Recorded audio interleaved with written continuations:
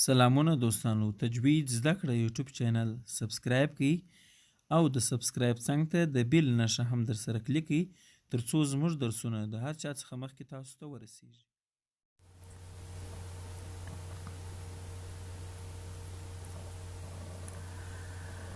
نحمده ونصلي على رسوله الكريم أما بعد فأعوذ بالله من الشيطان الرجيم بسم الله الرحمن الرحيم. د تجوید زده کړې یوټیوب چینل دوستانو، السلام علیکم ورحمت الله وبرکاته. هیله ده چې جوړ او روغ به یاست. دوستانو، د تجوید د درسونو په ادامه سره زموږ او ستاسو نننی درس دی وقف به اعتبار المحل والمعنى. وقف په اعتبار سره د ځای او د معنا. مخکنی درس هم زموږ او ستاسو د وقف په اړوند و چې په هغه کې مو د وقف تعریف ویلی و او همداسې د وقف مشهور قسمونه و چې په هغه کې وقف بالاسکان، وقف بالروم، وقف بالاشمام او وقف بالسکون و. نن موږ او تاسو د وقف نور قسمونه، نور ډولونه وایو چې هغه د محل په اعتبار او د معنا په اعتبار سره دي. وقف په اعتبار المحل والمعنا چې دی هغه پر شپږ قسمه دي. لومړی تام وقف، دوهم کافي وقف، دریم حسن وقف، څلورم صحیح وقف، پنځم قبیح وقف، شپږم اقبح وقف. دوستانو، د وقفونو بحث ډیر مهم دی. تجوید خو ټوله مهم دی، خو دا وقفونه چې دی دا ډیر مهم دی. په وقفونو کې بیا باید زیات فکر وکړل شي چې مثلا پر کوم ځای سړی باندې وقف وکړي، پر کوم ځای معنا پوره کیږي، پر کوم ځای نه پوره کیږي. خپل تر وس او توان پورې انسان باید کوشش وکړي چې پر هغه ځایونه وقف وکړي چې هغه ځایونه د وقف وړ وي. نو راځو دوستانو تام وقف تعریفوو. لومړی تام وقف. تام وقف لکه څنګه چې له نامه څخه معلومیږي، تام یعنې پوره. تام وقف هغه وقف ته ویل کیږي چې کلام هم د لفظ او هم د معنا لحاظه پوره وي، یعنی هم لفظ براوي هم معنا براوي، هم لفظا او هم معنا. دوستانو، وقف د لفظ د لحاظه څنګه پوره کیږي او د معنا د لحاظه څنګه پوره کیږي، دغه ځای ته به پلار اوسو. وقف د لفظ له لحاظه هغه وخت پوره دی چې کله موږ او تاسو یو آیات شروع کو او همدا آیات تر پایه پورې ورسو. د دې آیات پر اخیری حصه باندې چې د وقف نشي، د آیات نشي، لکه دغه نشه، دغه د آیات نشه ده. آیات خپل د نش په معنا دی. نو دغه پر دغه نشه چې مو هر وخت وقف وکړي، بس پر دغه نشه باندې لفظ پر کیږي. که تاسو چیرې وقف وکړي او دغه نشه هلته موجود نه و، دا لفظ نیمګړی دی، دا پوره نه دی. خو که چیرې مو دغه د آیات نښې ته ځان ورسوي، وقف مو کوي، بیا لفظ پوره دی. نو تام وقف هغه وقف ته ویل کیږي چې کلام هم د لفظ او هم د معنا له لحاظه پوره وي، یعنی پر داسې ځای به تا وقف کړی چې هم دغه نښه موجوده وي او هم چې هغه آیات ترجمه کړل سي، معنا یې پوره راسي. مثال ما راوړی دی، قل هو الله احد. د احد د کلمې څخه وروسته دستې دغه د آیات نښه راغلې ده. دلته معنا د کارولې دوستانو په قرآن کریم کې تاسو ګورئ، د احد د کلمې پسې به دستې دغسې نښان وي. نو لفظ خو یې پوره سو او معنا چې یې وکړو، معنا یې هم پوره کیږي. ووایه ای محمد صلی الله علیه وسلم چې الله جل جلاله یو دی. نو دا معنا دوستانو پوره معنا ده او لفظ هم پوره دی، ځکه د احد د کلمې پسې دستې د آیات نښه ده. نو دې ته تام وقف ویل کیږي چې هم د لفظ د لحاظه پوره وي، هم د معنا د لحاظه پوره وي. هیڅ مشکل په دې وقف کې نشته. دا تام وقف دی، بهترینه د اوقاف څخه دی. دوهم دوستانو کافي وقف، چې وقف پر د باندې کافي دی چې وسي. هغه وقف ته ویل کیږي چې کلام د لفظ له لحاظه پوره وي او د معنا له لحاظه د ما بعد یعنی د وروسته سره اړیکه ولري، ارتباط ولري. کافي وقف هغه وقف ته ویل کیږي چې کلام د لفظ له لحاظه پوره وي، لفظ یې پوره وي، پر آیات یې وقف کړي لکه د یقینون د کلمې څخه وروسته چې د آیات نشر راغلی ده لفظ خو یې دلته پرسو مګر معنا چې ده د دې آیات پر خلاصېدو باندې معنا نه مکمل کېږي معنا یې د ما بعد د بل آیات چې د دې پسې راځي د هغه سره یې معنا ارتباط لري د هغه سره یې معنا تړلې ده چې هغه آیاتو سره ترجمه کې بیا یې معنا مکمله کېږي که چیرې یوازې پر ده وقف کې دی لفظ در پوره کوي خو معنا یې نیمګړې ده یا نه ده پوره دې ته کافي وقبل کېږي مثال یې موږ راوړی دی وبالآخرة هم یوقنون او دوی په آخرت باندې هم یقین لري دا ترجمه ده لفظ خو یې پرادي دوستانو دا دی نشر راغلی ده وبالآخرة هم یوقنون د آیات پر راتلو سره د آیات په نش سره لفظ پرسو معنا چې وکړو وبالآخرة هم یوقنون او دوی په آخرت باندې هم یقین لري دوی څوک دي وبالآخرة هم یوقنون او دوی په آخرت باندې یقین لري دوی څوک سوله ګورې دلته دوستانو معنا مبهمه ده معنا دلته نیمګړې ده خو که چیرې د دې آیات پسې دوهم آیات چې دی هغه اولئک علی هدی من ربهم هغه آیات که ورسره ترجمه سي نو بیا معنا پوره کېږي نو موږ هم وایو کافي وقت په هغه وخت ورکول کېږي چې کلام د لفظ لحاظه پوره وي لفظ یې پوره دی مکمل دی د معنا له لحاظه د مابعد سره اړیکه لري معنا یې نیمګړې ده د وروسته آیات سره اړیکه لري وبالآخرة هم یوقنون دوی په آخرت باندې یقین لري معنا نیمګړې ده اولئک علی هدی من ربهم دا کسان چې د الله جل لوري هدایت ورته کېږي د لوري هدایت ورته سوی وي هلته معنا د بل آیات سره اړیکه لري بیا پوره کېږي دې ته وایي کافي وقف بل دوستانو حسن وقف دی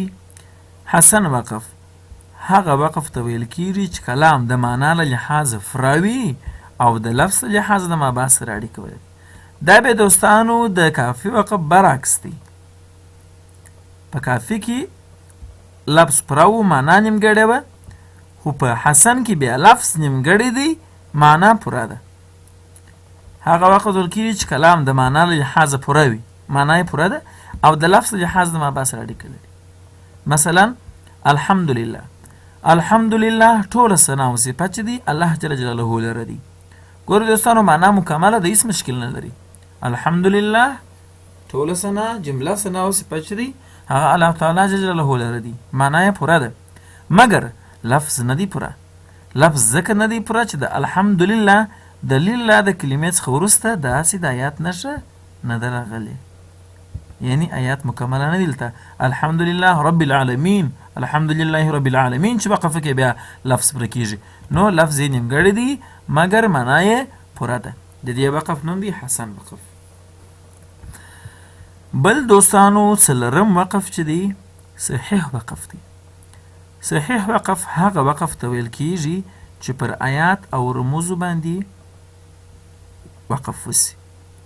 مثلا رب العالمین چې موږ او تاسو وقف کوو دلته د آیات نښه ده ټول عمر چې د آیات پر نښه وقف کېږي دا صحیح وقف دی یا مثلا پر طا باندې وقف کېږي یا مثلا پر جیم باندې وقف کېږي پر میم باندې وقف کېږي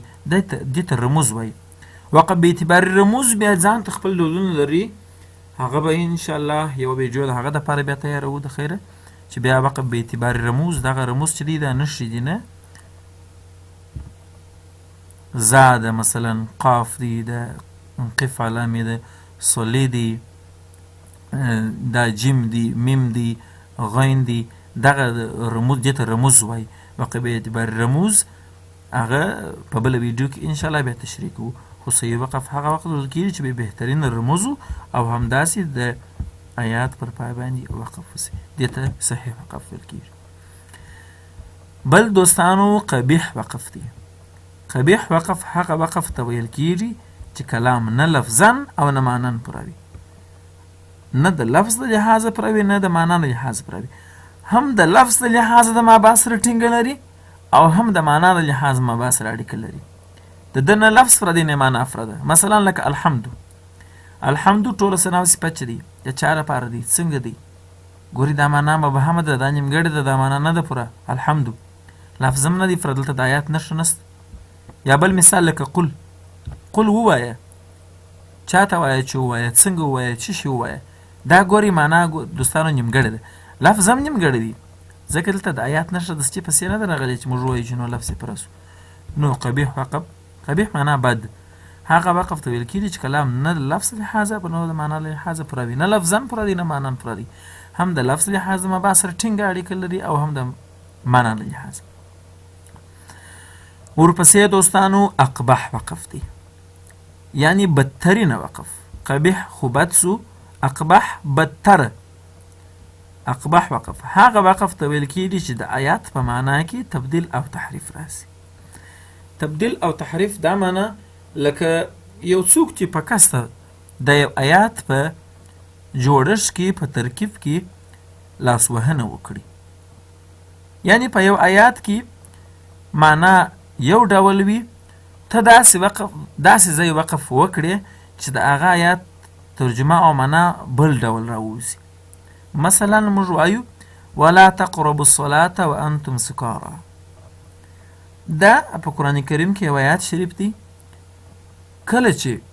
دا دې ترجمه اوس موږ تاسو کوو، الله تعالی جل جلاله وایي تاسو هغه وخت منځو ته مه نږدې کېږئ یا لمونځونه مه کوئ کله چې تاسو د نشې په حالت کې یاست، یعنی بې حاله یاست، په هغه وخت کې لمونځونه مه کوئ، لمانځه ته مه نږدې کېږئ.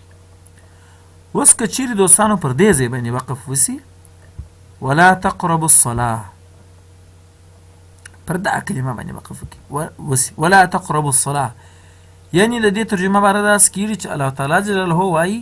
چې تاسو لمونځونه مه کوئ. ورې دا څونه بده معنا ده، بدتره معنا سوله د سره. ولا تقربوا الصلاة، تاسو لمنځو ته مه نږدې کېږئ، یعنې لمنځونه مه کوئ. نو د دې وقف نوم اقبح وقف دی. یا بل مثال دوستانو وایو، بل مثال لکه ان الله لا يهدي القوم الظالمين، الله جل جلاله هغه قوم ته هدایت نه کوي چې هغه ظالمان وي. که چیرې دلته نو پر دې آیات پر دغه ځای باندې وقف وسي ولا ان الله لا يهدي، نو بیا مطلب دا کېږي چې الله جل جلاله هدایت کوونکی نه دی، یا الله جل جلاله هدایت نه کوي. اصلا خو الله جل جلاله هدایت کوونکی دی، هدایت کوي. او که چیرې پر دې آیات پر منځ باندې ان الله لا يهدي کلمه باندې وقف وسي، نو بیا اقبح معنا ورڅخه مرادیږي، معنا غلطیږي. نو دوستانو دا وقف به اعتبار المحل والمعنا سو، د وقف بحث نور هم ادامه لري، نور درسونه هم پاته دي چې انشاءالله نمبر په نمبر به ټوله بحث خلاصو که ژوندو. دوستانو تجوید زده کړه یوټیوب چینل سبسکرایب کړئ، بار بار مې ویلي دي د سبسکرایب نښه څنګ ته د بیل نښه ده، دا هم تر سره کلیک کړئ تر څو موږ درسونه اپلوډوو، درسونه اماده کوو، تاسو ته خبر درکړي، نوټیفیکیشن درکړي چې نوی درس اپلوډ سو. او نور ملګري او دوستان مو هم ورته دعوت کړي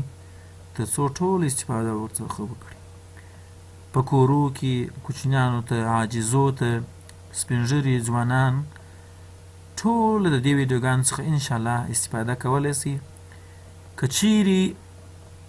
د درس په اړه باندې تاسو کومه پوښتنه لري، په کوم ځای کې نسی پوه، نو لطفا د هماغه ویډیو په کمنټ کې پوښتنه راته پرېږدئ، انشاءالله تاسو ته به د ویډیو په شکل یا هم په هماغه کمنټ کې درته جواب کړل سي. والسلام علیکم ورحمة الله وبرکاته.